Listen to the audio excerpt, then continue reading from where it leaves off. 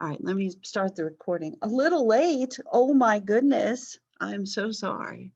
All right, so kind of a rough start today on the tech end, probably other ends as well, right? But we'll get started here in a second. And as I was saying at length, maybe too much length, each Friday there is a unit question due. You choose one of 3 or 4. There's 4 for the first 3 units and then 1 for the 4th unit. There's a document question which should be posted by the Monday of the week it's due, but I'll try to post the rest of those before Friday. And then you'll have a quiz which should be available Wednesday at midnight, 12:01, and should be submitted by 11:59 on Friday. And you should have a review list, and that should already be posted. So hopefully all the grade stuff makes sense. If it doesn't, you've got to ask me. And I would prefer that you ask me, like, send a little message during class. The email thing, I'm not opposed to answering emails. I'm not saying that at all. Just sometimes we don't communicate as well in emails. A couple of people emailed yesterday, and I know one of them was asking about the grades, and I don't know if I'm just tired or don't feel well. It's but I just wasn't sure. So I just explained everything about grades, which I'm sure is exactly what you were asking. But even if it wasn't, that's what you got, isn't it? All right. Now, before we go today, I'll check the roll again to make sure I got it right. Let's look at the unit questions. So these are the things where, there's a list of 3 or 4, and you pick your favorite one and submit it.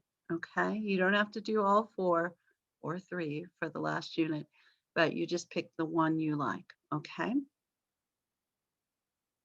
Today's question is, oh, wow. Explain the impact as not water. I put in diet soda because I thought I was going to fall.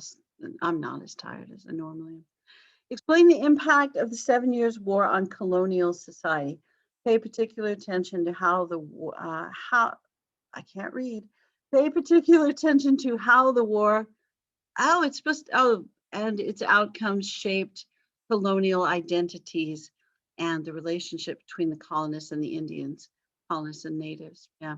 I think what I would do when I started this question, if this is the one you choose, maybe briefly, not like 5 pages or anything, but a sentence or two, explain what the 7 Years' War was and when it happened. I would do that for sure. And let's see, I know we like to have page numbers, don't we? But this is, of course, one of the big things we're going to talk about today. So we'll get to it. I promise, I promise, I promise. But, oh, goodness.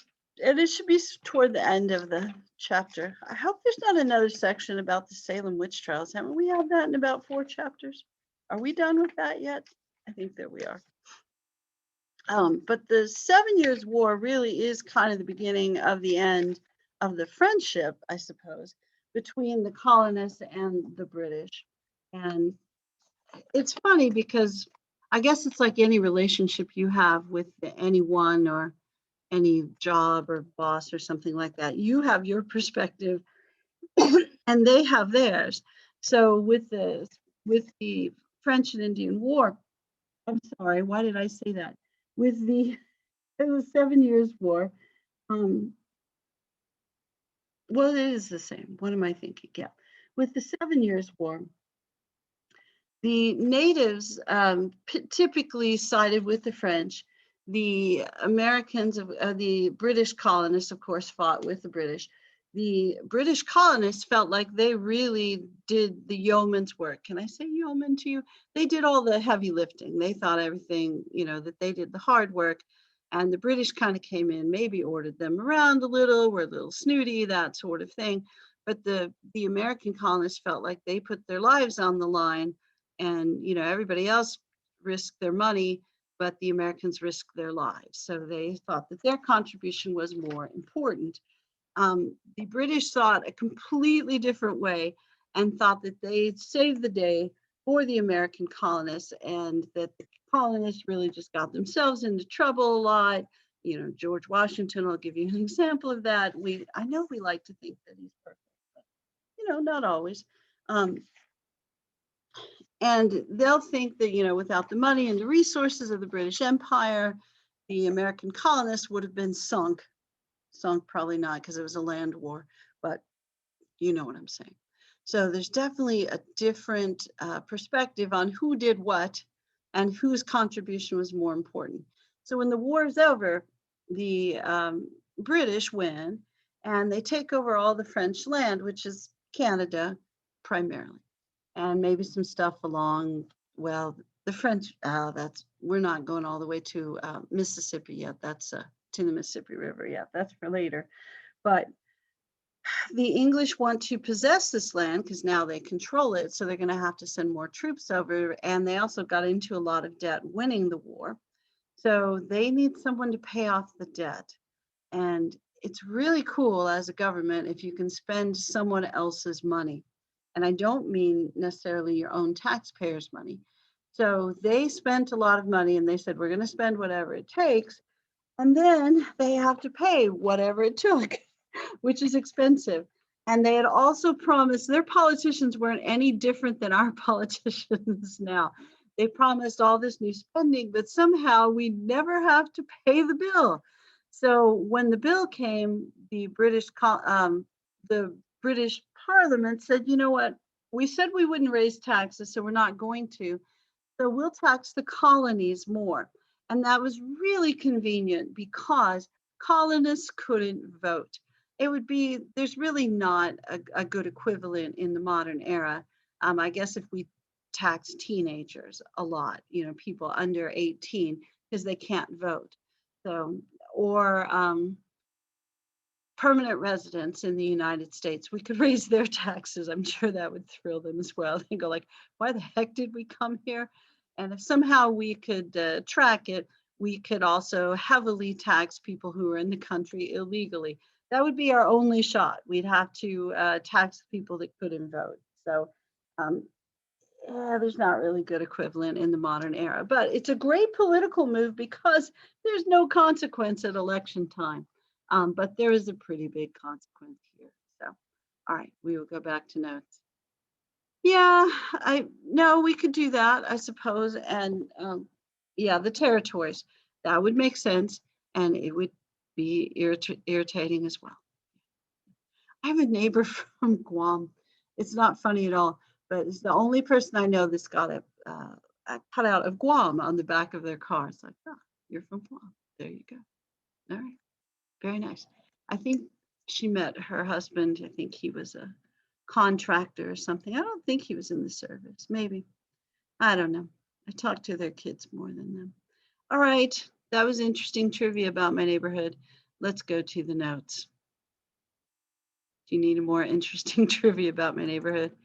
Since we're talking about interesting trivia, you know how, oh, that was wrong. Let me try again. How did I do that? Okay. So my interesting trivia for the day, which will unfortunately affect you at some point, apparently on June 21st. So this is your warning. We had an ice storm. You're probably aware. And then we had hail. My roof didn't fare very well, sort of like my neighbor's roof from the other day. So my roof repair, they've conveniently scheduled in the middle of this class. So I may end up going, I'll have to find, maybe, can I go to Starbucks? Can I teach from Starbucks? Is that possible? I don't know. All right, but we'll figure that out. So June 21st is when that activity might start. Of course, since there are no supplies for anything, it could be September. So we may have nothing to worry about. All right. Chapter 4, Slavery, Freedom, and Struggle for Empire to 1763.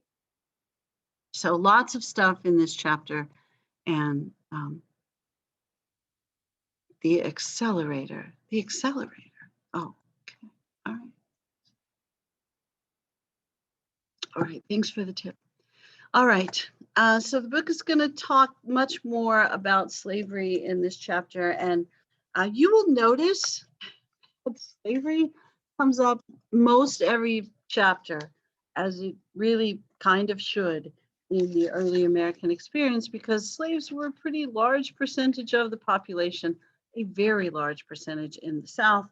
So this is also why, I was puzzled by my students whose 8th grade teacher told them that slavery really was not the cause of the Civil War. I know states' rights, but it was mostly about who got to control slavery, that sort of thing. So,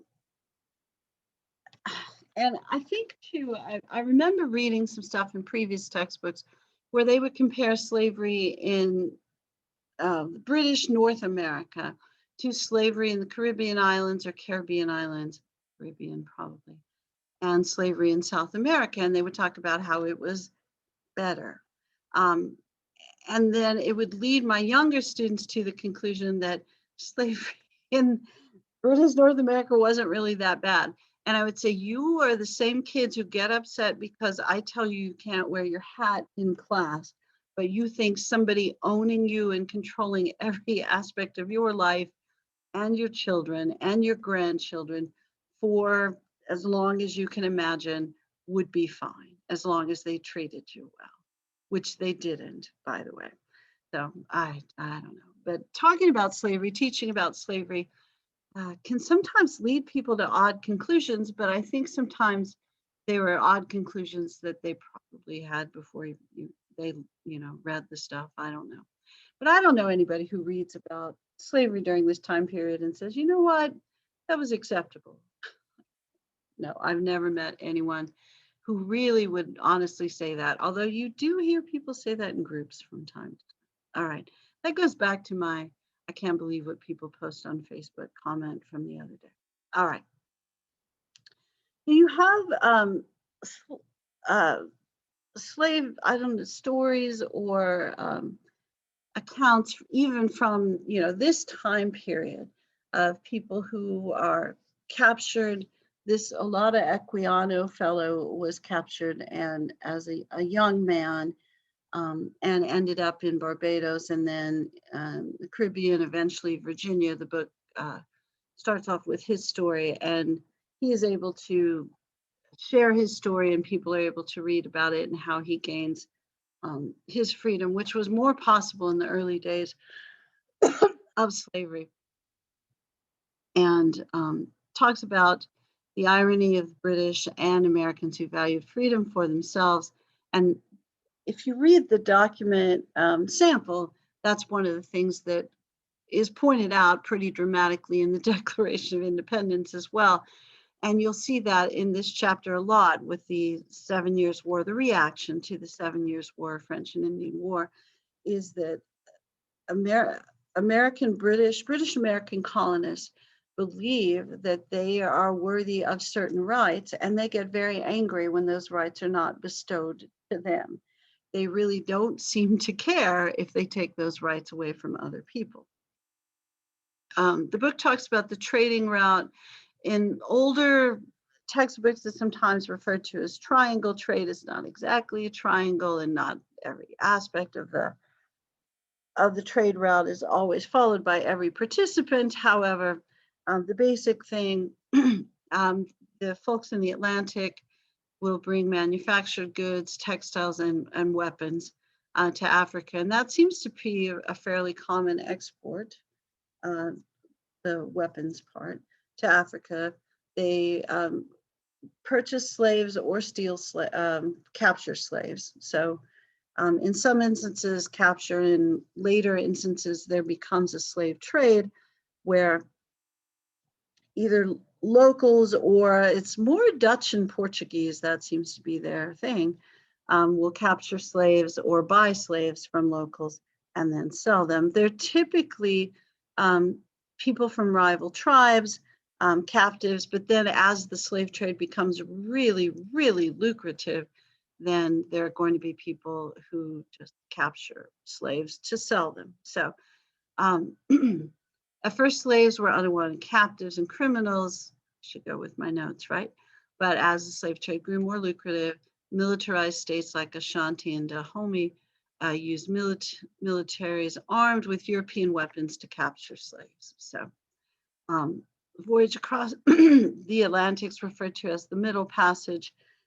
They typically packed the slave ships as full as they could.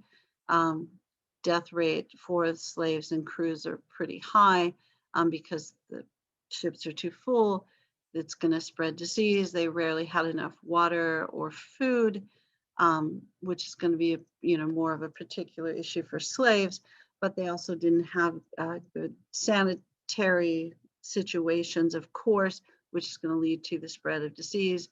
And there might have been occasions where people were thrown over. That probably didn't happen as much as I think maybe I did your elementary school. Somebody's teachers would tell them that a lot of times they just threw slaves over.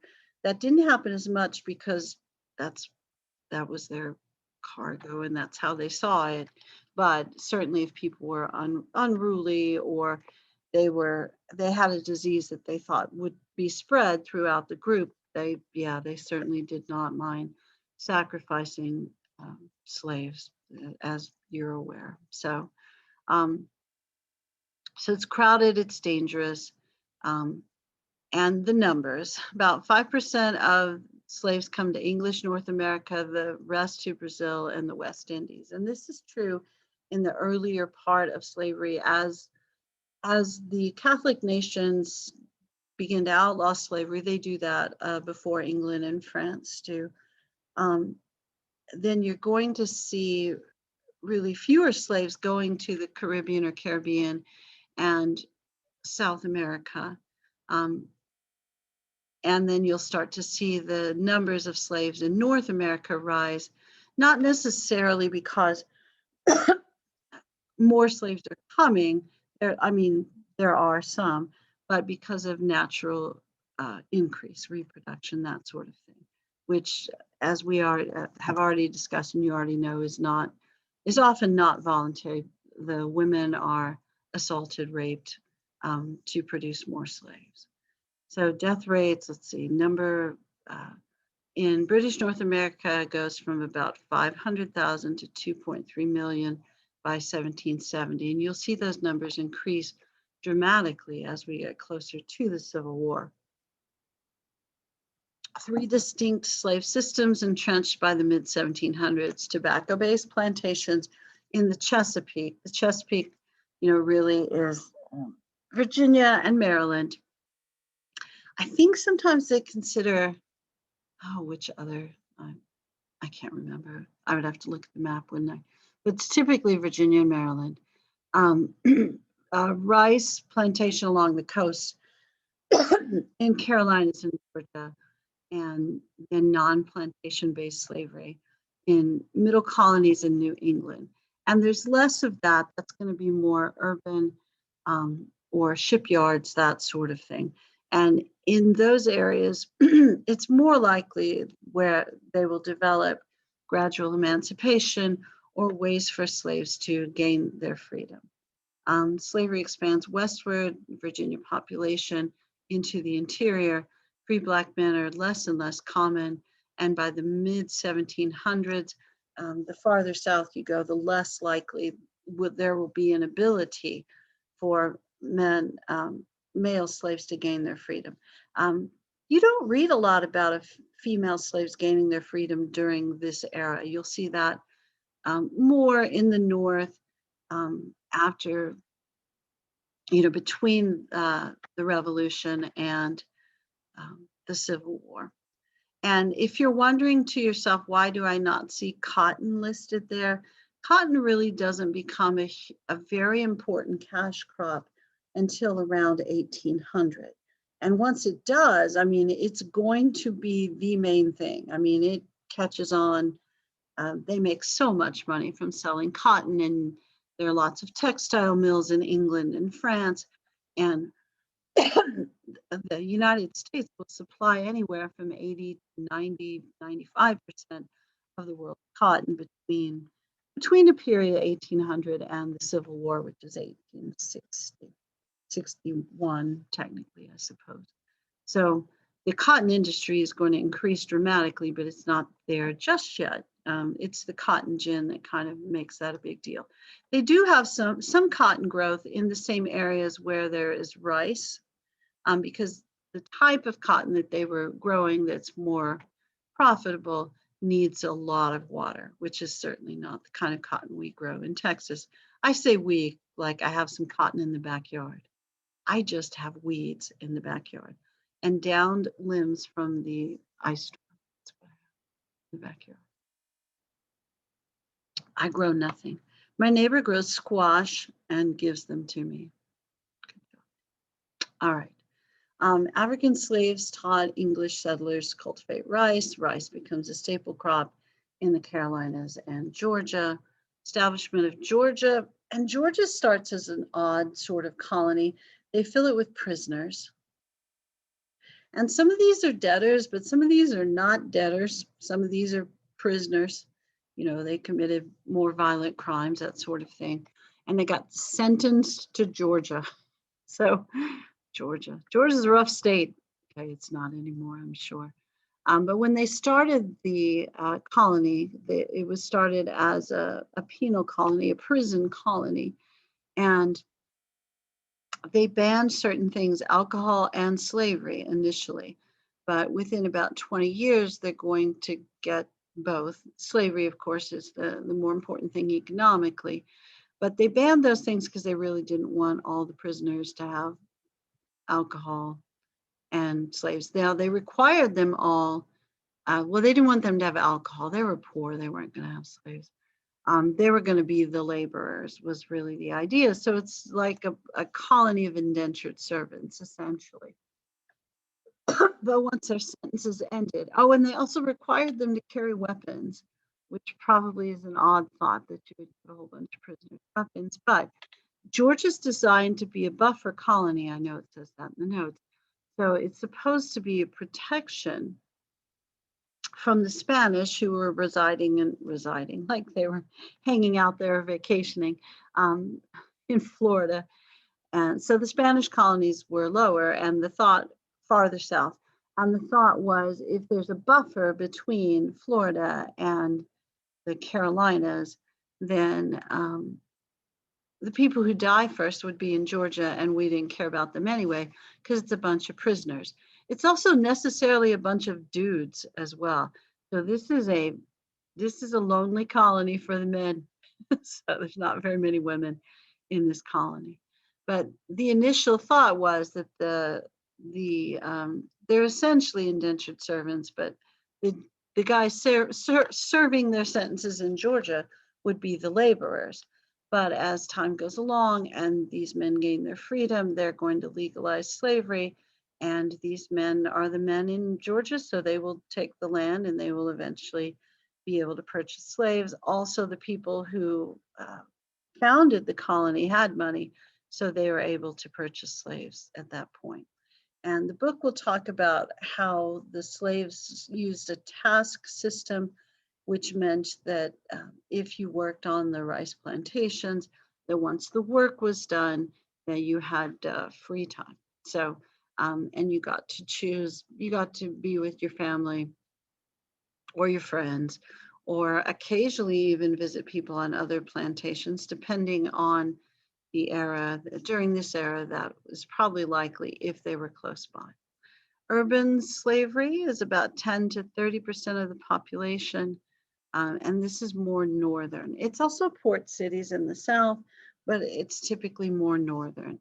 Most slaves are owned by artisans, merchants, some work as domestic servants, and over time, this sort of slavery declines. These are slaves who are very likely to gain their freedom, and they're also slaves who are more likely to meet other people within the urban community who they would, I don't know if date is the right word. These people are more likely to, these enslaved people are more likely to have some autonomy over their personal lives as well, because they're not in large groups.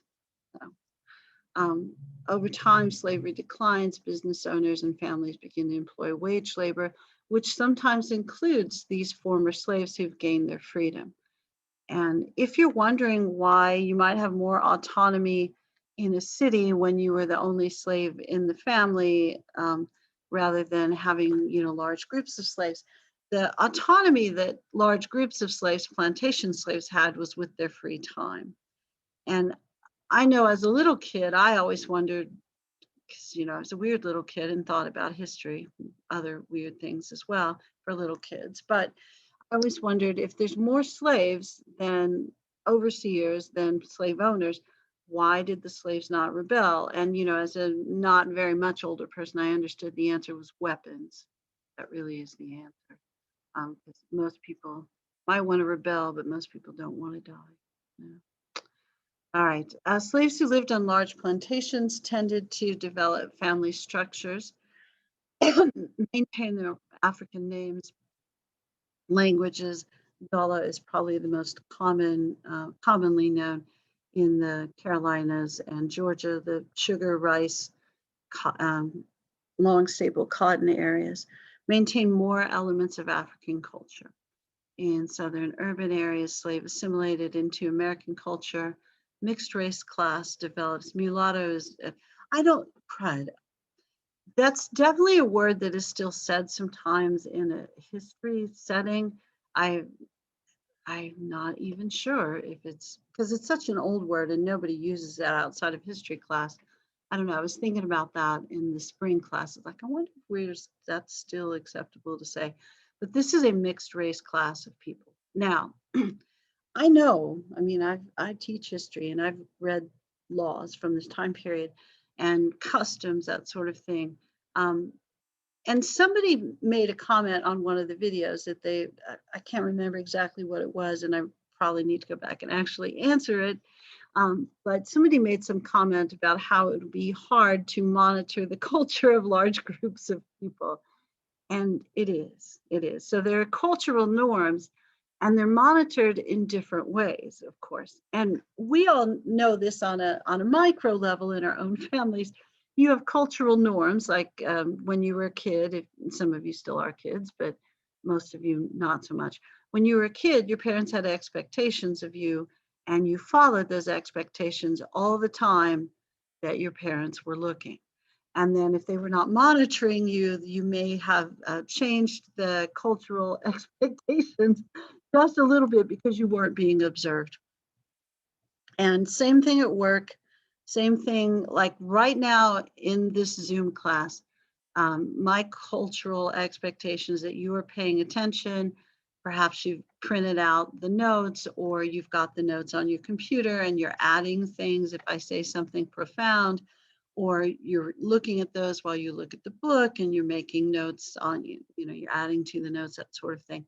What might be happening is that you're watching ESPN or you're working on, I always tell the high school students, you're working on calculus. Some of you might be, chasing down one of your kids because, Zoom expectations are a little different because I can't see you. You're not doing stuff that you would typically do in a classroom setting. I'm not doing stuff I would typically do in a classroom setting either. I'm not normally sitting at my kitchen table, going from upstairs to downstairs to have class. There's no way I'd have 30 of you in my house. So I'm not trying to, but your point, whoever made the point, I need to, again, and I'll go back and look and answer it directly. But it is true, when people aren't observing you, you're going to do what you want to do. And the truth is, historically, people weren't observing poor people.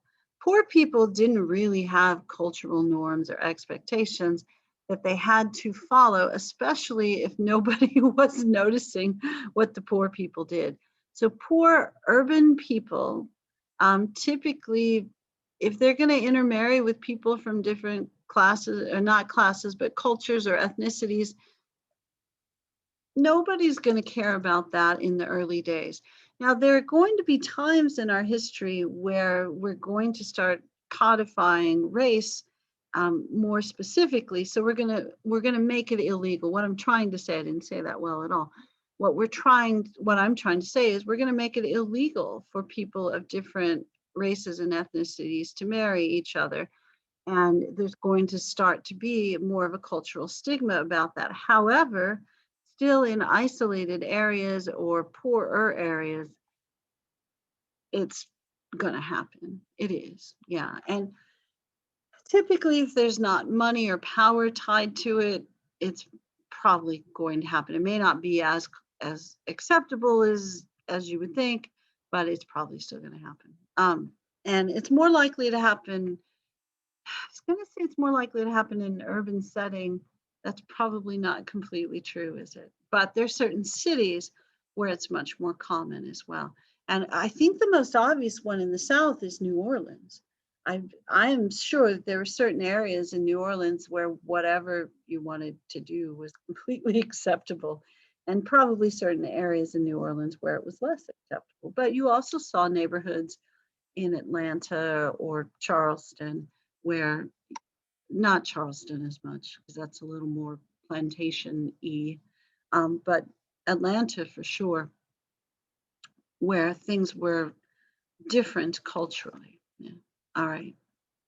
So in the North, slaves who lived on smaller farms, urban areas, more likely to have some mobility, access to popular culture, but less likely to have connection to African culture. And it's because the population was much more sparse and separated.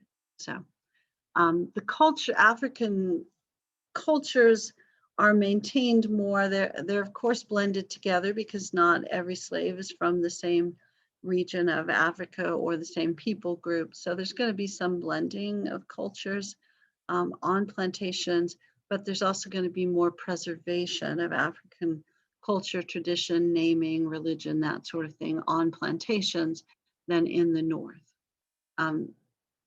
Mostly because of proximity and population. There's more slaves in the South, and most slaves lived on, the highest number of slaves lived on plantations in the South.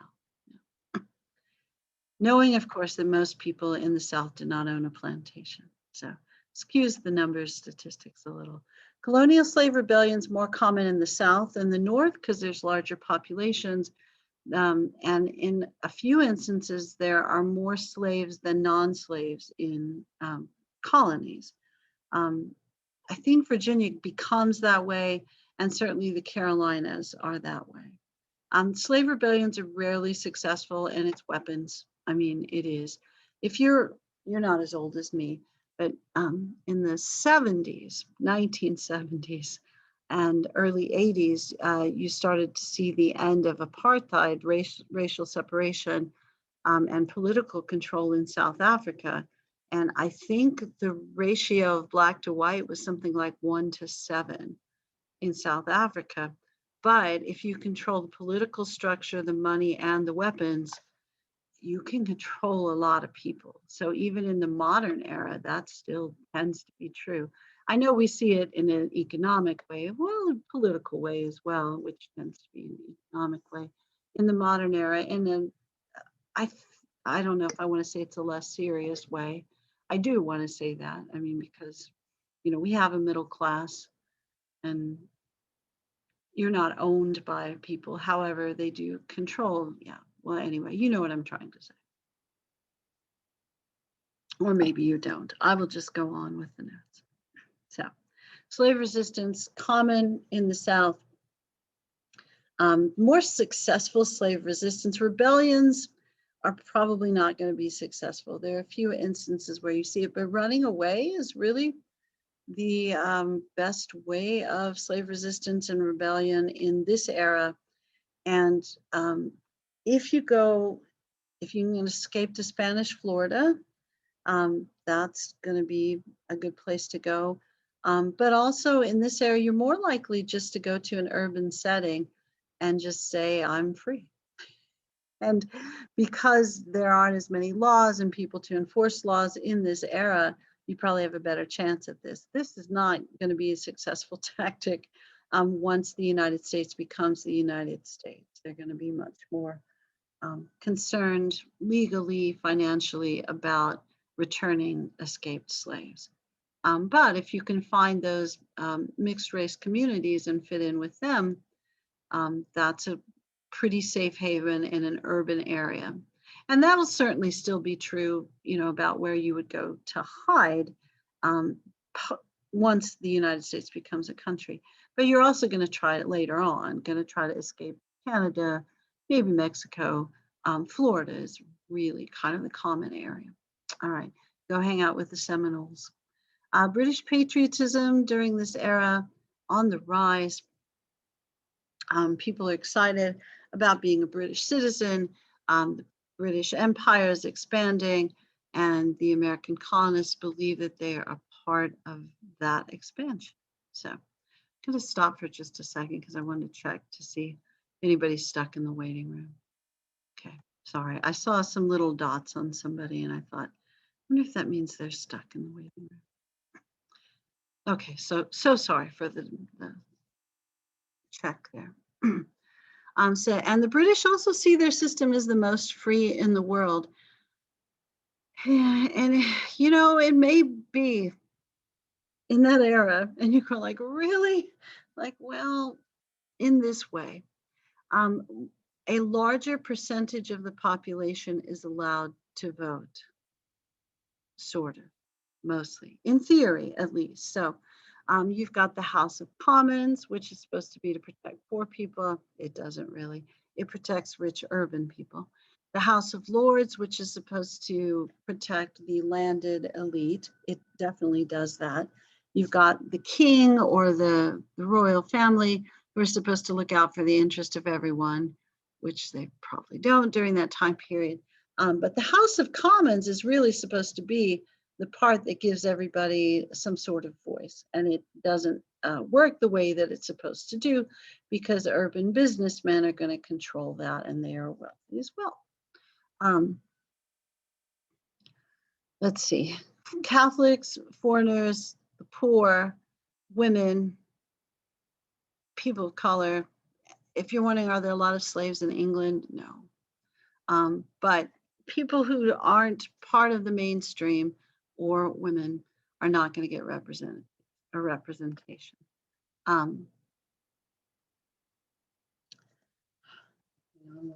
me make sure that whoever's coming in, I've already checked off. Okay.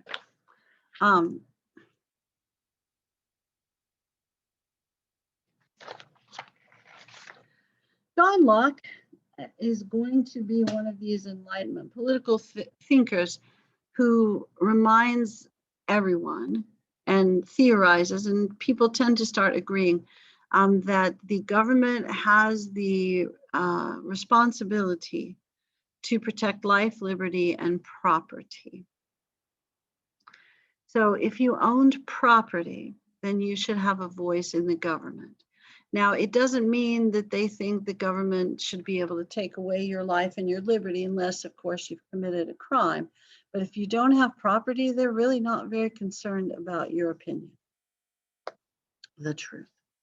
So the vote doesn't belong to people who lacked a will of their own. And the way that Enlightenment philosophers who were pretty wealthy as a rule, I can't think of any poor Enlightenment philosophers. Yeah.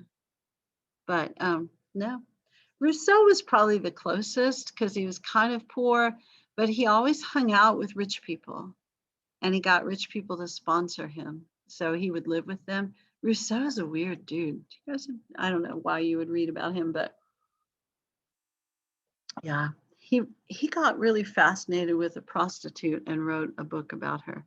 Very strange stuff. But anyway, yeah, or he wrote about the social contract. That's what we're talking about. Yes, apologies, social contract. And that was just the general idea. He's an Enlightenment political philosopher who's a little odd as well. But he thinks, as do most Enlightenment philosophers, that the government has a responsibility to the citizens, and the citizens have a responsibility to the government, hence the social contract.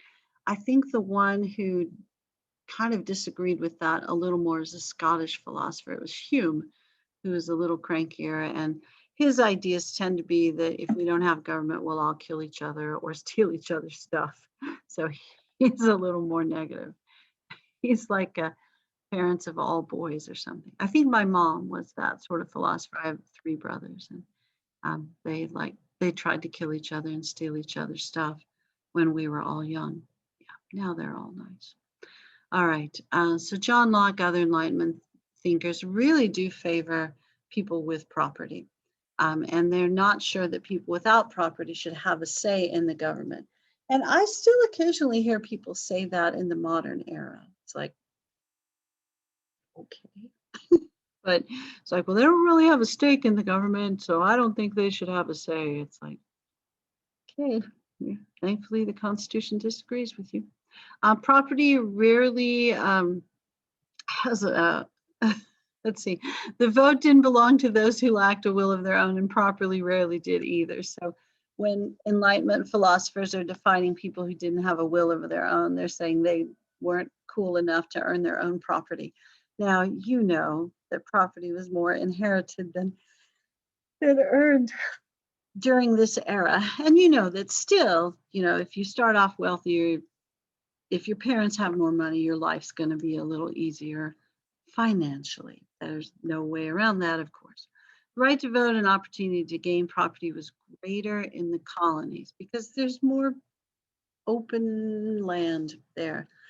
Deference is presumed. So what I was trying to say there and didn't say well is that people with money are much more likely to have power, and they're going to be deferred to. Whatever their will is as far as legislation is going to be more important. I think that is still true to a certain extent. I have noticed that, when I've been involved in political activities, that sometimes the opinions of people with more money seem to matter more than my opinion. However, my opinion occasionally probably matters more to politicians than people with less money than me, which is hard to imagine, but there certainly are. I shouldn't even joke about that. Yeah, there certainly are. Most elected officials are quite wealthy. It's really unusual. I think, of course, he has a musical. Alexander Hamilton is your best example of a guy who didn't start out wealthy, although becomes but as a rule, most of the elected officials are going to be wealthy because the truth is, who has time to be a politician unless you have a lot of money? Because it does take time. And sometimes they're paid salaries, but during that era, the salaries are really small. And truthfully, even now, the salaries are pretty small. I know I would tell my students the president would salary is $400,000. And they go like, oh, you become rich being a president. It's like literally a Kardashian makes more than the president, most baseball players, and the president made more than the president before he was president. So with very few exceptions. So people don't take government jobs even now for the salary. It's probably for because they want to be public servants. That's it. But during this era, I think people were a little more jaded. No, we're still jaded about our politicians, but it was more obvious that wealthy people wanted to control the political system, and they structured the laws to ensure it. So, I mean, if you didn't have property, you couldn't vote. So there you go. Since the British government, official presence in the Americas is smaller, distance across the Atlantic is larger, you develop a tradition of salutary neglect. And I noticed there are bold terms and highlighted terms. So these things must be important as you study for the quiz. Salutary neglect is the idea that the English government back in England, Great Britain, is going to leave the colonies alone as long as the British government continues to make money. So salutary means beneficial and neglect means neglect, ignoring something, leaving it alone. But in this instance, the neglect was beneficial to both the colonist and the home country.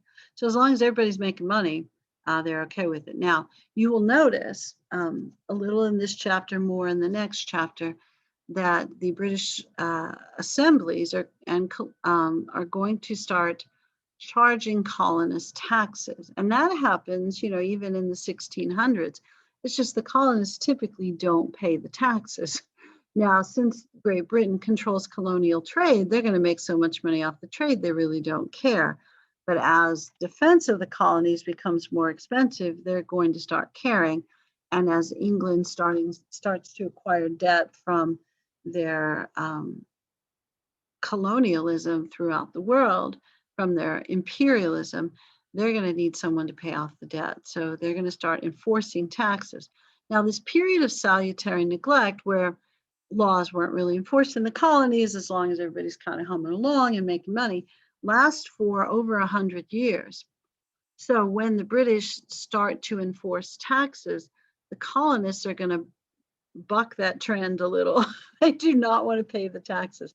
One of the long-standing American traditions, we don't like paying taxes, and that starts in the colonial period. Colonists develop independence of much British oversight, gain wealth. Colonial assemblies gain power over British officials because the British officials are isolated, so they're not going to be very insistent on things because there's nobody there to back them up. If they're just getting their image burned in effigy, somebody makes a colonial tax collector doll and burns him outside the colonial tax collector's window, that's close enough to violence for these British officials. But as the British become more serious about collecting taxes, they're going to send more officials over. Colonial assemblies saw their jobs as protecting the rights of colonists against the infringement from the British. So they wanted to protect the rights of colonists against their government back home. And British are fine with this until about the mid-1700s, when life becomes a little more expensive. And then there's colonial newspapers during this time period, and they're mostly going to complain about politics. And the book talks about this John Peter Zenger fellow who's going to complain about wealthier people in his community, and he's going to get sued for slander and libel. And he'll have a very fine lawyer in Alexander Hamilton, who will go around singing and dancing. He doesn't go around singing and dancing, of course, but he really is a very fine lawyer who was really sent to the mainland of the British North America by his community that saw his promise so that he could go to school and get trained, that sort of thing. So Hamilton, really gifted fellow, is going to argue that libel and slander are only libel and slander if, one, you're not a public figure, and two, they're a lie. So the things that Zenger was complaining about were true and verifiably true. So it establishes the principle in the Americas, in British North America, freedom of the press. So as long as what is printed is verifiably true, and especially if you are a public figure, then it's okay to say those things and you're not subject to libel and slander laws. I mean, people can sue you, but you'll win in court. So, all right, more stuff. All right, I guess we don't really need to take a break today since we started class so late. Sorry about that, goodness. I blame the internet or my computer. Okay, so European Enlightenment ideas are adapted in the colonies and sometimes leads to a form of deism. Now, deism isn't necessarily rejecting God, but it's really more of God as the creator. And this is really more of an American version of this because you're going to see guys like, who's the guy? It's not Rousseau, the other French guy, Voltaire. The other French guy, you know who I'm talking about. You're like, no, we don't. Voltaire is going to openly question the existence of God. And there are going to be other European philosophers who will do that. That is not something that you do in the United States. And I would almost argue that politically, I mean, personally, in the modern era, I think most people really don't care what you believe, what you do, as long as you leave them alone. That's politically, I don't know if we have a person who is openly an atheist who runs for president. I don't know if we're ready for that. I don't know. I don't know. We certainly were not going to be okay with that during this era. So even, our version of the Enlightenment is going to really combine science and religion. And it's a fairly uniquely American thing where we don't want to reject either. I know some of you are going to like, no, I've been to Kansas, they reject science. Don't be like that. Um, Probably most people in Kansas don't reject science.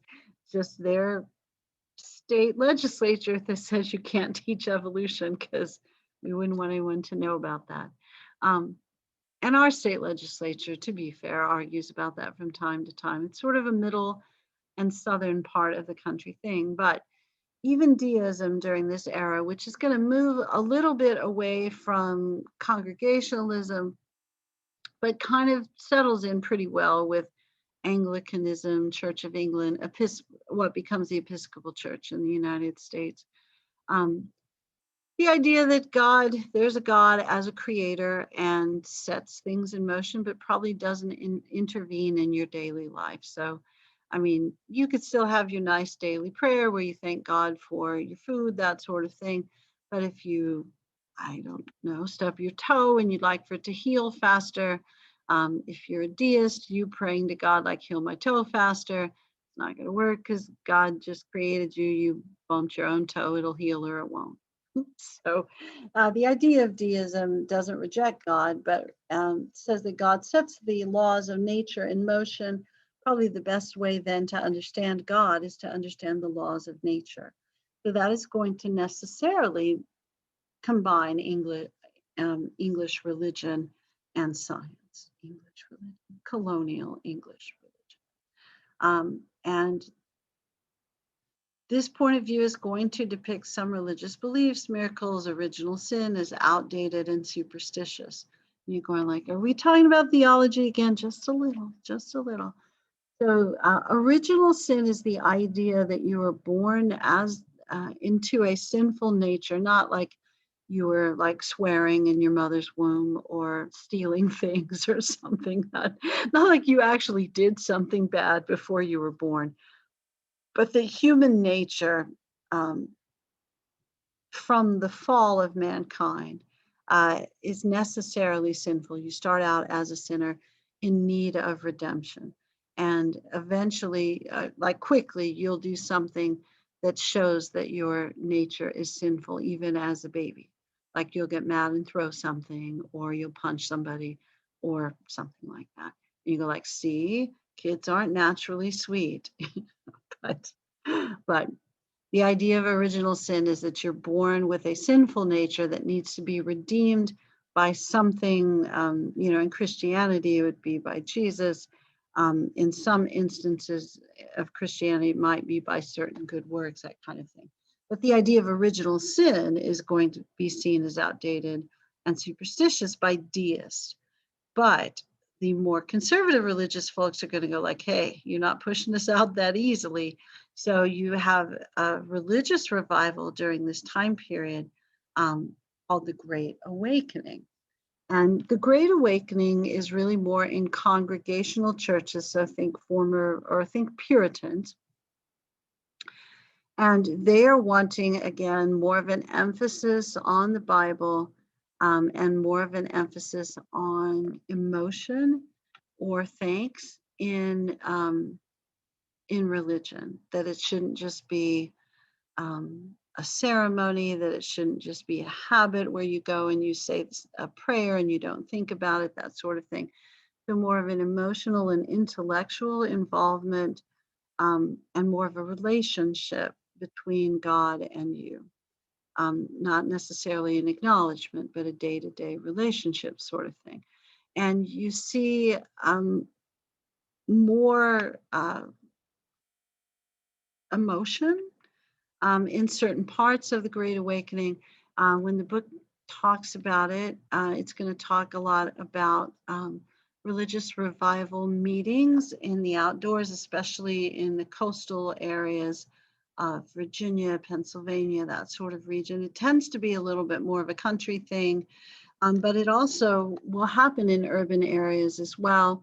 The most important leaders of the Great Awakening, and you'll see there's going to be a second Great Awakening, which is going to be probably more impactful in some ways, but the Great Awakening is a late colonial religious revival led by a British or English evangelist named George Whitefield. I know it looks like Whitefield, but it's Whitefield.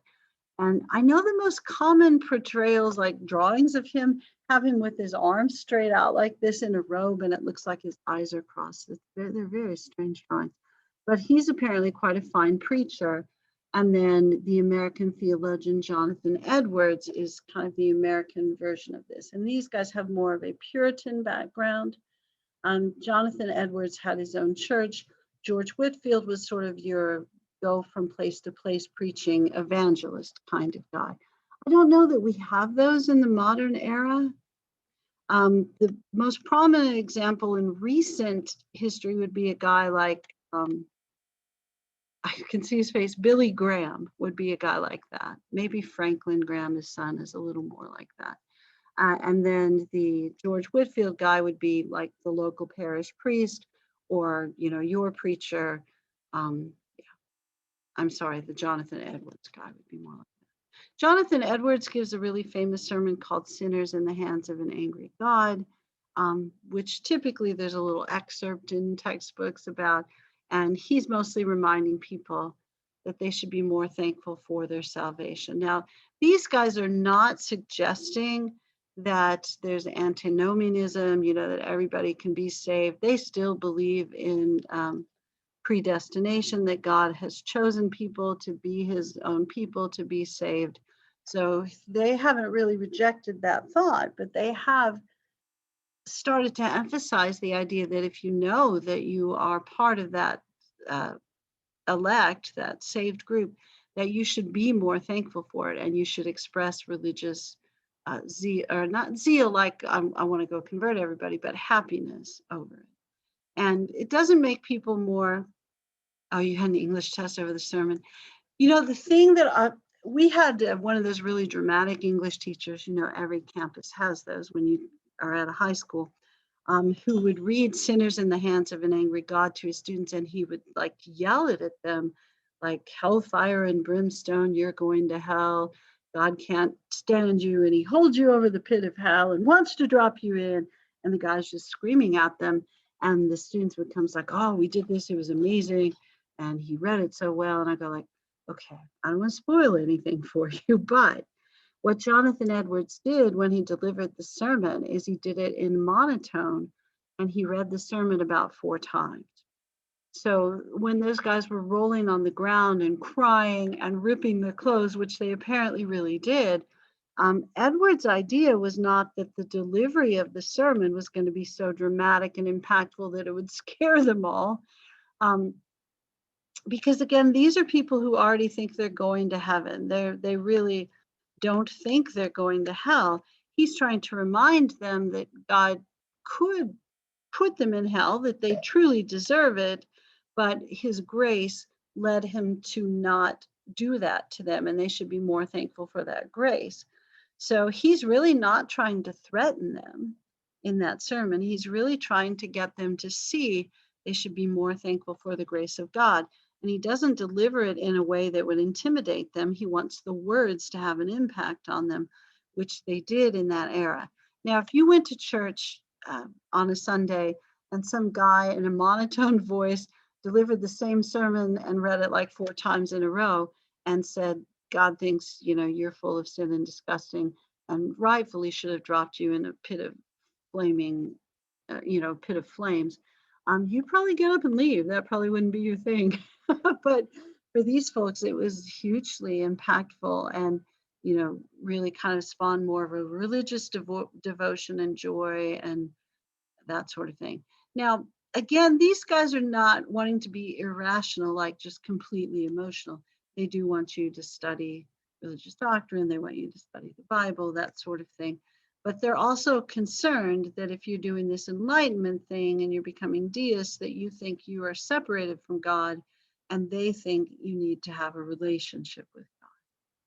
But it's not as dramatic as sometimes English teachers make it. Now, I'm not saying that your English teacher did that. I am saying that the one down the hall from me when I taught at Leander High School did that for sure.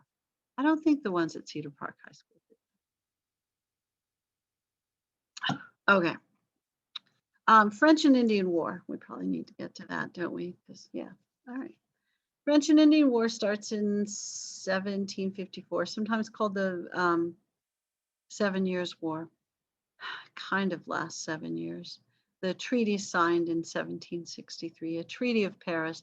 There's a bunch of treaties of Paris. You've probably noticed that in your study of history, which is why when we talk about the Treaty of Paris, we tend to like to put a date with it. All right, now before we get started, I'm going to stop for just a sec because we're almost done with the content. I just want to make sure, are you guys still there? Do you have any questions? Yeah, 7 Years' War and French and Indian War, same thing. Yeah, I even confused myself when I first started. It was a rough start today. I'm sorry. All right, does anybody have any questions or anything anybody wants to ask? You guys still with me? No. Yes. Maybe. All right. Okay. Thank you. Appreciate that at least one of you is still with me. Yeah, and you guys don't have to.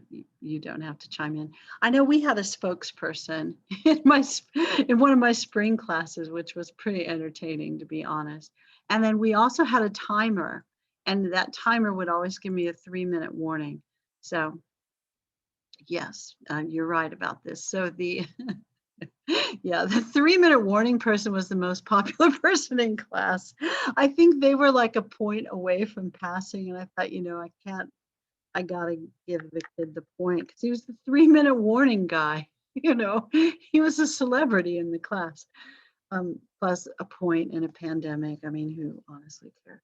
But 7 Years' War, yes, is the more global version of, yeah. And the French and Indian War is and you guys who know stuff like that, like Luke and some other folks, you notice that usually wars have, one name on one side and one name on the other. You'll notice that in the Civil War as well. I know I fit all the stereotypes of female history teachers when it comes to talking about wars. Like I know why they started, why they ended. I know the major battles. I wouldn't know this type of gun from that type of gun. And I don't know very much about military stuff. And it's just, I'm not interested in weapons. I don't know. And I apologize, that sort of thing. So I'm not always good at that kind of stuff. But it would drive me crazy when I first started studying the Civil War. It's like, why are there 2 names for every battle? I can barely remember one name for the battles, but it makes sense because if you're invading, you're looking at a different landmark. If you're the person that's being invaded, you're probably, you see it from a different way. You call things different things because of where you're at and, what your perspective is. So, all right. And the American colonists were pretty sure they were fighting the French and the Indians. So, French and Indian War. Yeah, there you go.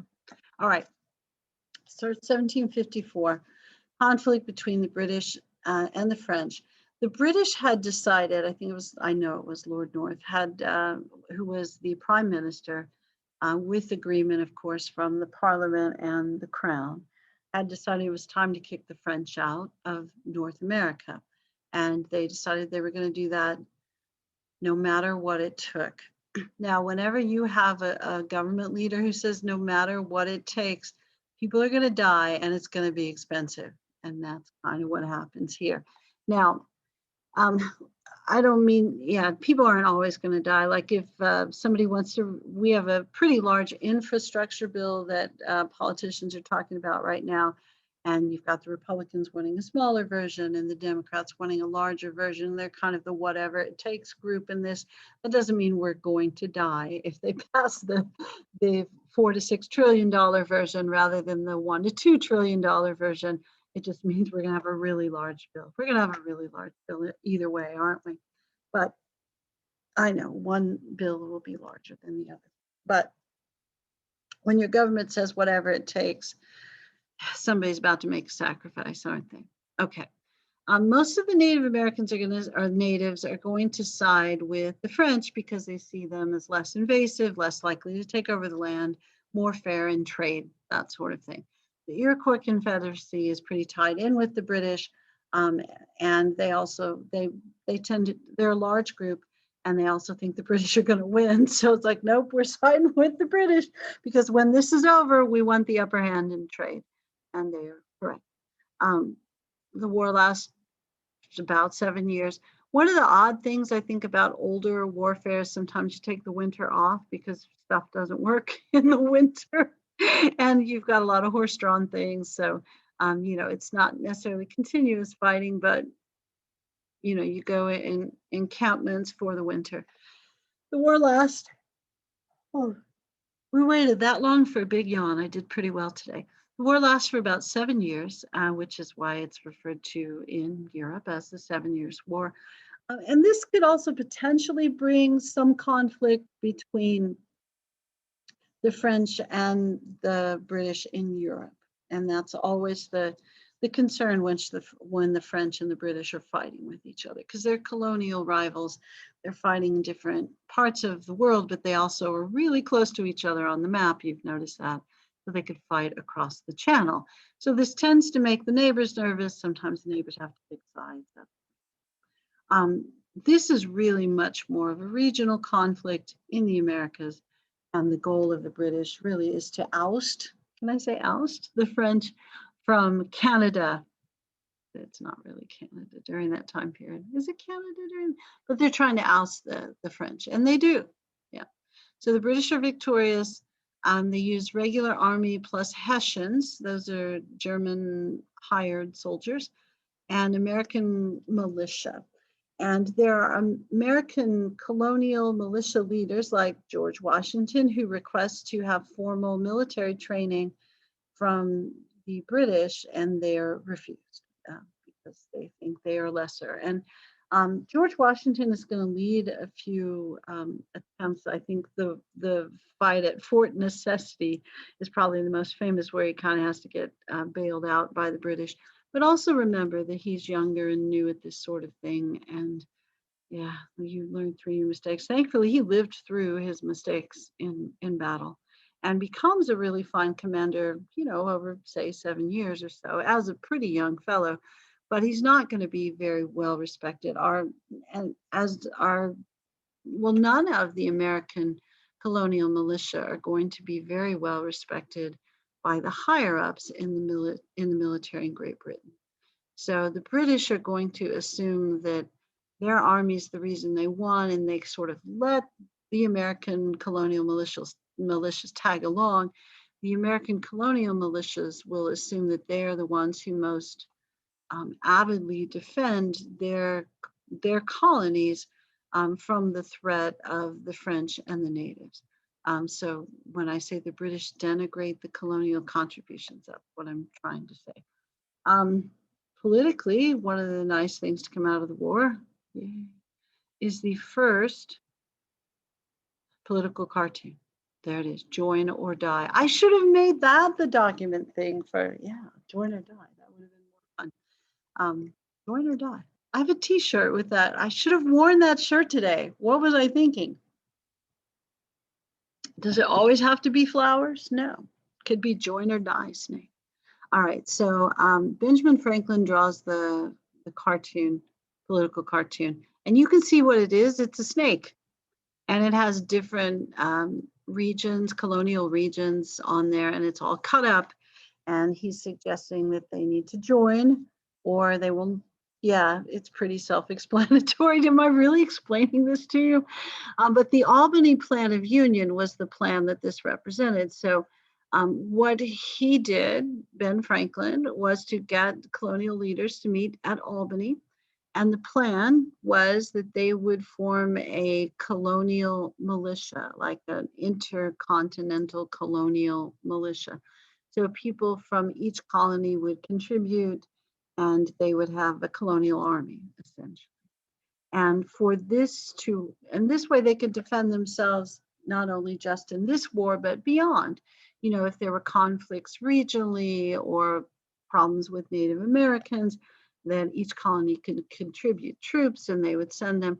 So Benjamin Franklin is trying to get the different colonial regions to work together to unify a little bit. Now, for this to work out, Benjamin Franklin, would need the approval of both the British authorities and the colonies themselves. And he's going to be 0 for 2 in that. Now, the British authorities see the potential problem here. And you know what the potential problem here is.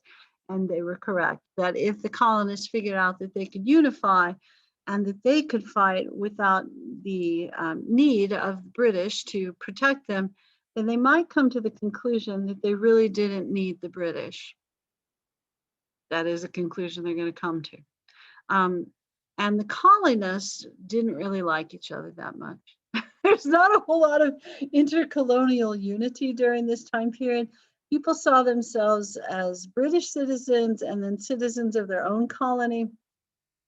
But they definitely didn't see themselves as British North Americans. And they're not going to come to that conclusion for still a little while. I always think it's kind of interesting, though, how quickly they come to that. I mean, at the end of this war, there is nobody talking, hey, we did really well. Maybe we could be our own country.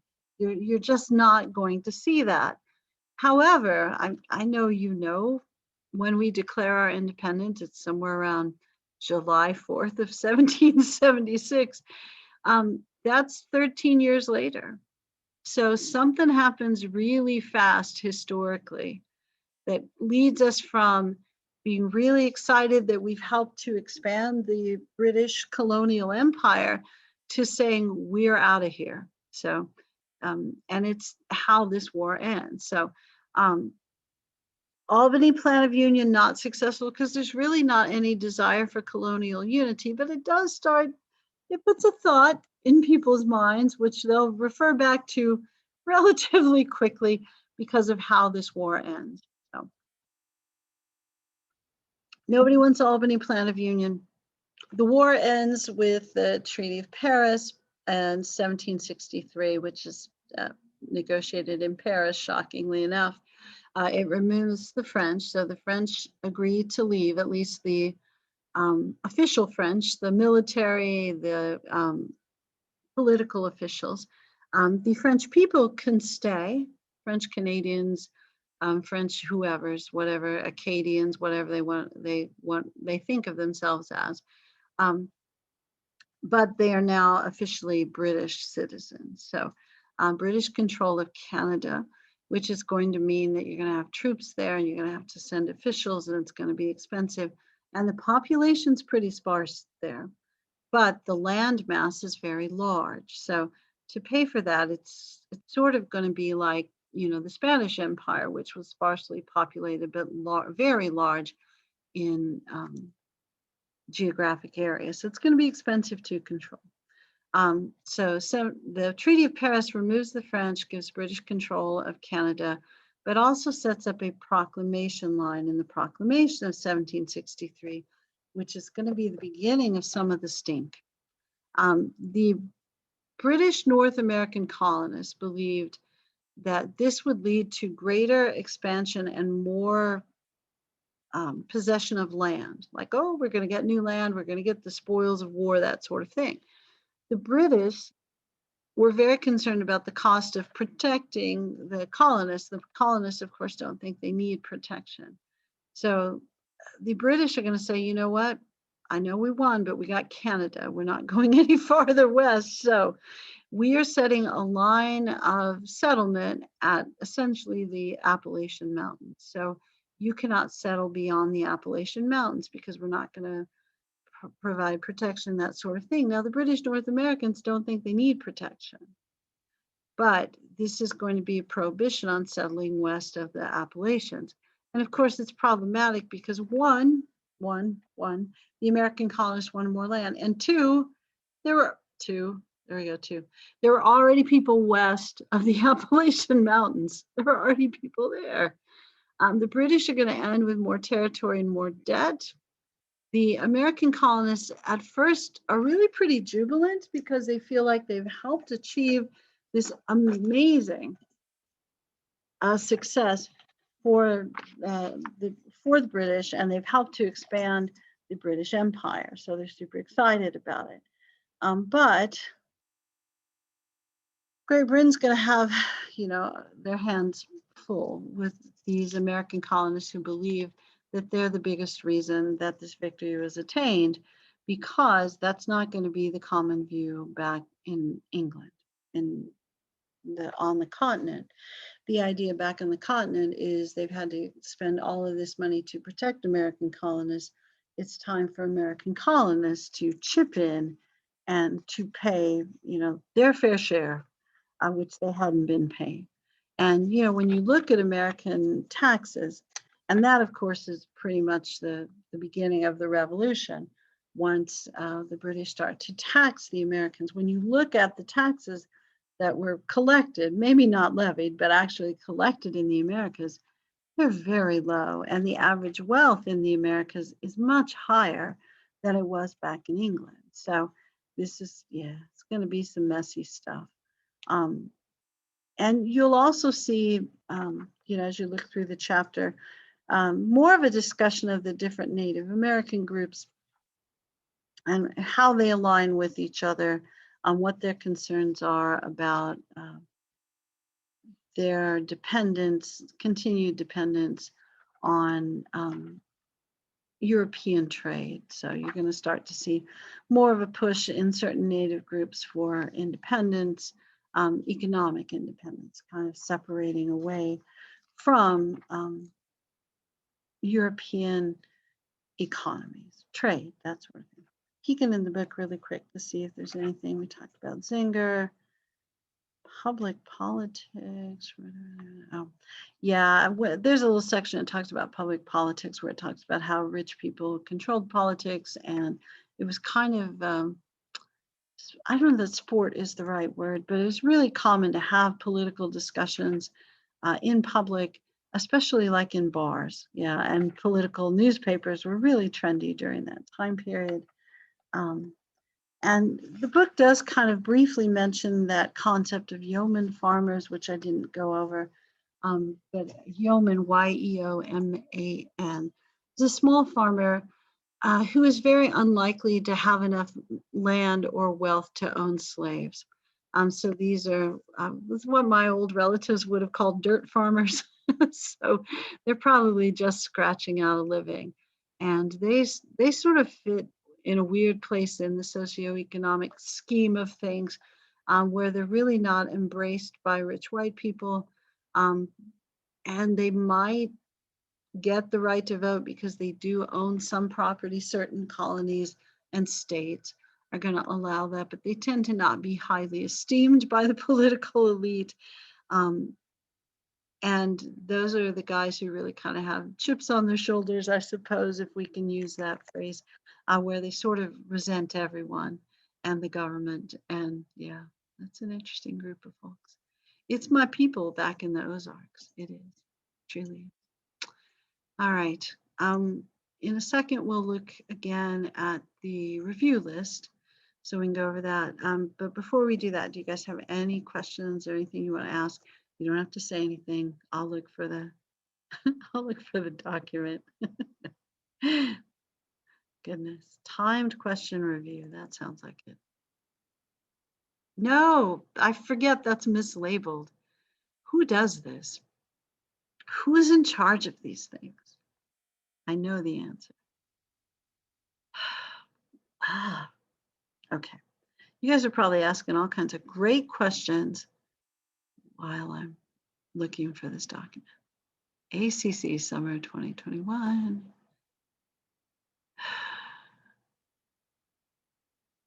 Dang. Okay, it's not there. I'll look in the spring folder. 1301, Unit 1.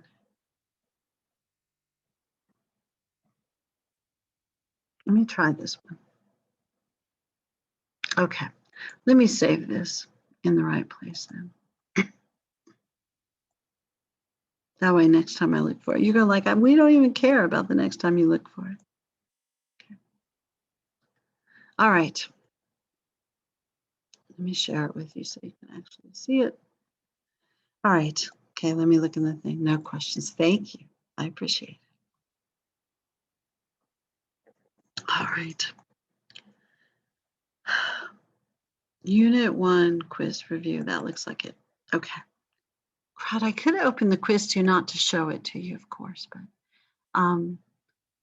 review general characteristics of tribes. Yeah, on Columbian exchange, how the English and Spanish versus French and Dutch.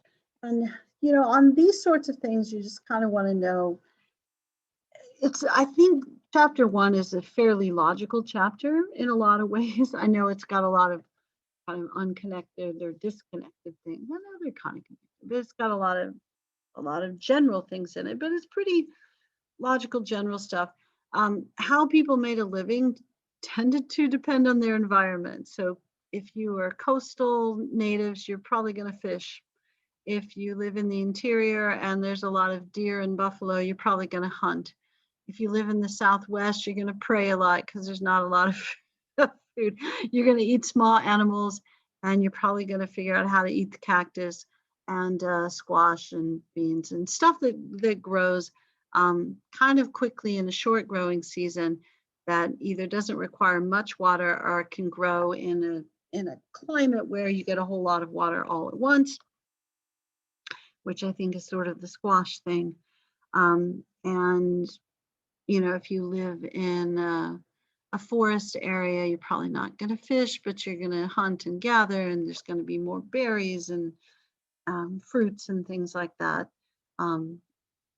like apples or whatever grows naturally there, and berries and things like that. And most native groups tended to have smaller, live in smaller groups, but you have exceptions like in Mexico and in, well, the Incas and the Aztecs had larger groups and lived in urban areas. And you also had the cliff dweller, cave dweller, Pueblo type people who lived in larger groups, probably because it was easier to get a large water supply and work on that together, that kind of thing, and to institute trade.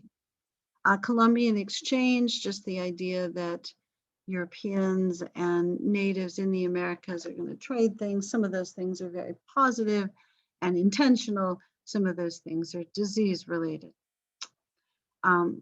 Difference in how the English and Spanish versus French and Dutch.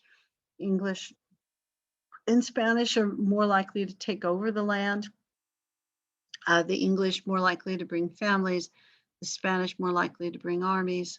The French and the Dutch probably more focused on trade, more likely to assimilate with the natives than demand that the natives assimilate with their culture. More likely to be just dudes, although I know with the Spanish there's a lot of just dude things going on there. And again, focused on trade.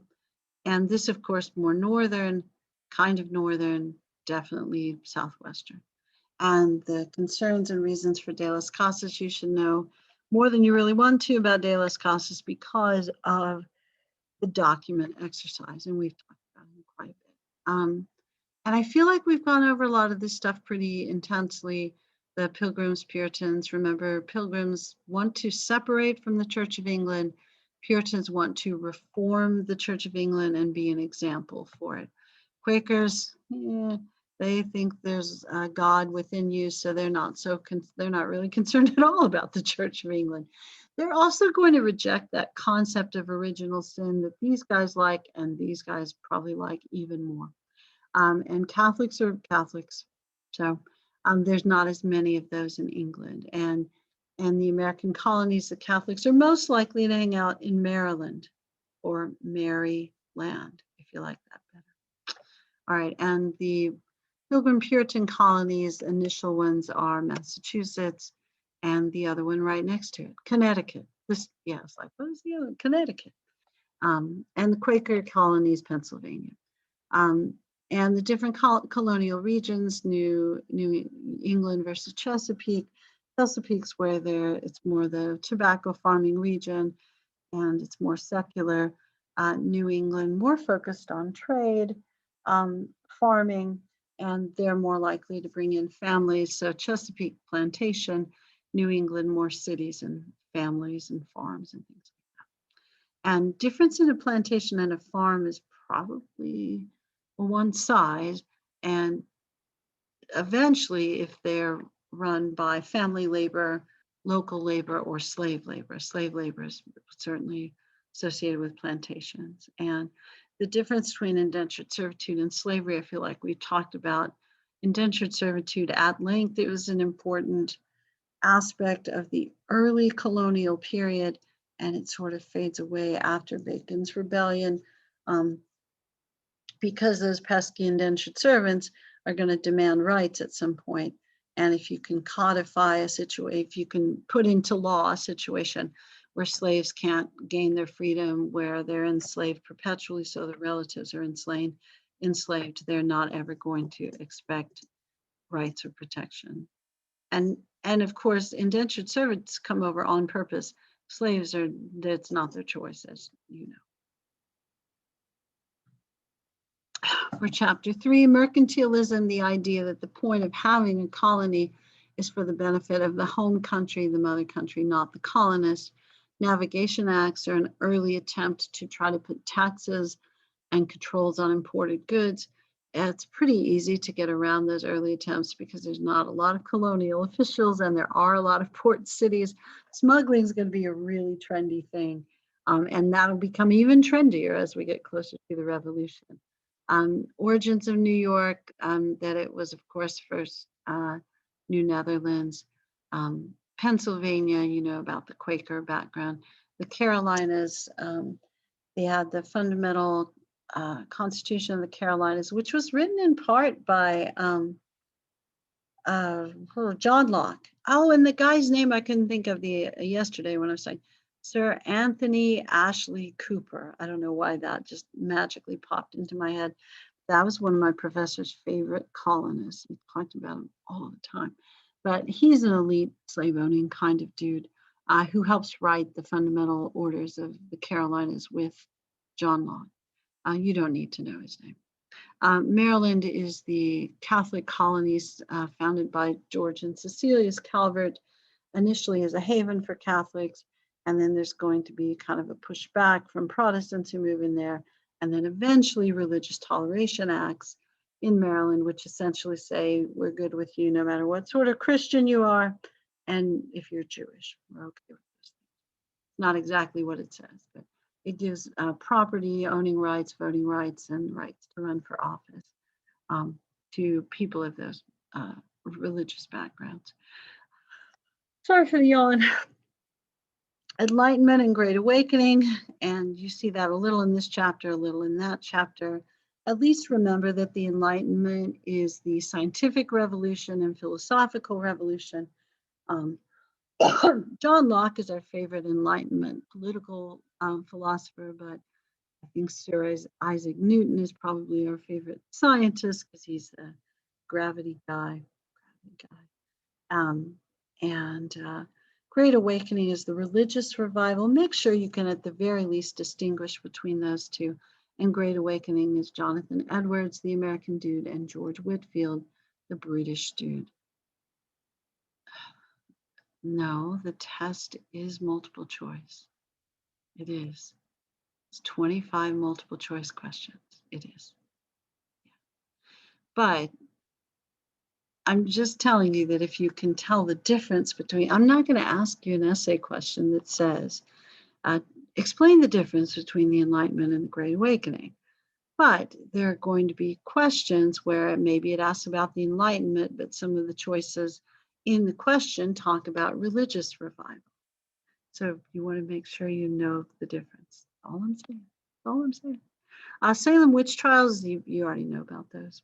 So everyone seems to know about Salem witch trials, but they're covered in a couple of different sections, one in chapter 3, and I think one in chapter 2, I can't remember. Yep, okay. and growing religious, economic, and ethnic diversity. Most of the ethnic diversity, I mean, you see some Scots-Irish, but you see a pretty large influx of German immigrants, especially in Pennsylvania. And that's also, we didn't mention this, but that's the group that they'll refer to as the Pennsylvania Dutch, which aren't really Dutch. They speak Deutsch, which is German. So the nickname for them is the Pennsylvania Dutch, just to confuse you even more. What I'm here for. So, but this growing religious, economic, and ethnic diversity is also going to hamper a little bit of that push for unity in the Albany Plan of Union. Causes, details, importance of the Stono Rebellion. Oh my goodness, I didn't even cover that. So we'll talk about that here for a sec. So Stono Rebellion, let me find a page number for you as well. The Stono Rebellion is an unsuccessful slave rebellion. It's the biggest one in the colonial era. The goal, of course, is to gain freedom. Sorry, let me find a page for you. Every once in a while, I think I need a better light in this room. Slave trade, Middle Passage.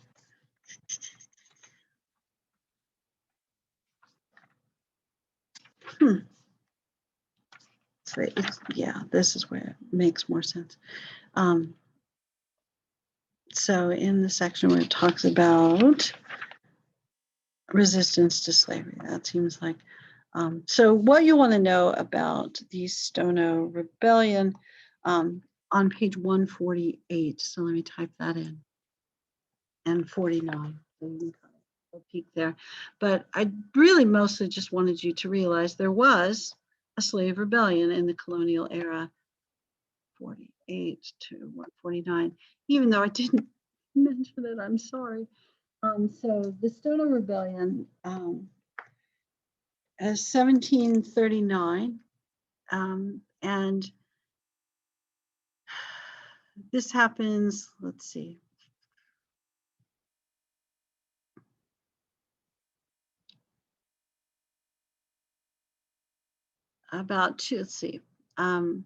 Rebellion took the lives of more than 24 whites, about 200 slaves. I didn't mention that it's in South Carolina. So in South Carolina, so what they do is they try to seize the weapons from a group of, let's see.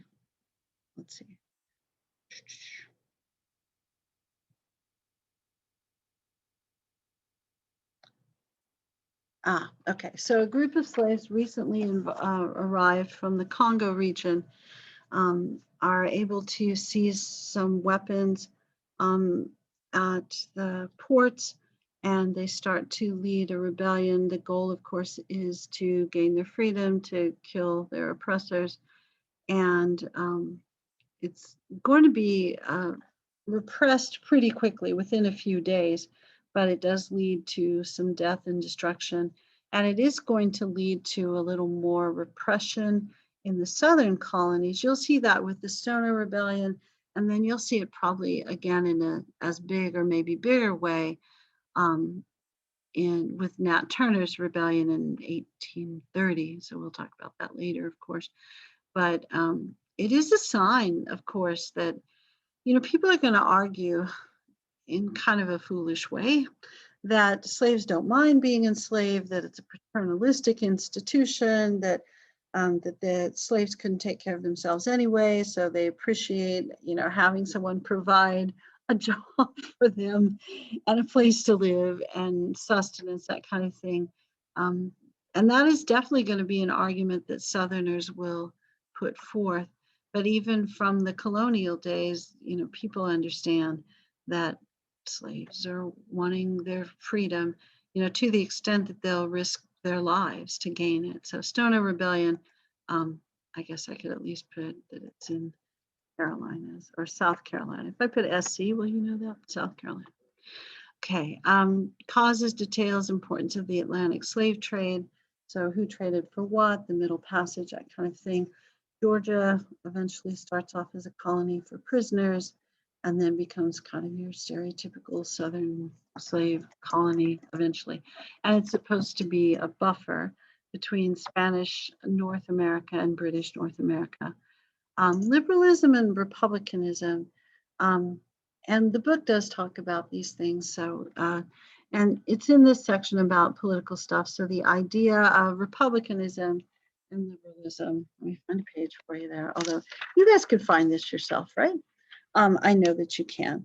But the idea of republicanism is really just the idea that you could have a republic without a king. And the book says that it kind of harkens back to the good old days of beheading a king. So, but in an era where they had a republic without a king, the idea of liberalism during that era is really more.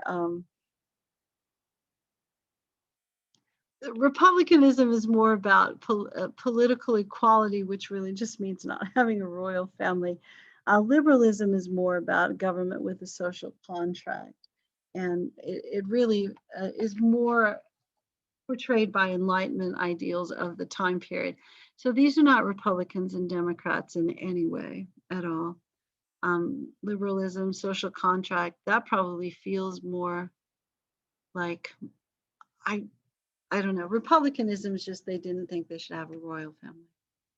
Liberalism, it's beyond that. They thought that everybody should have, well, landowners should have a voice in the government, but liberals don't think dramatically differently than that. Liberals are going to want to acknowledge that whoever is ruling, whether it's an elected official or an appointed official, that they have a duty. But oh, those pages are 152, 151 and 152 on that. So, but I know you would find those. I'm not doubting you. Okay. But those must have been in part of a choice on a multiple choice question. And I must have felt like I didn't emphasize those enough. The idea of salutary neglect, that both the colonies and the mother country benefit from colonial economy, that sort of thing, and then French and Indian War, which is also the chapter question from that unit. Goodness, I've really gone on a long time. I apologize. I know you've been excited and entertained by all of it, though. Before we go, let me tell you who I have as here and not, and then you can go. Let me stop recording.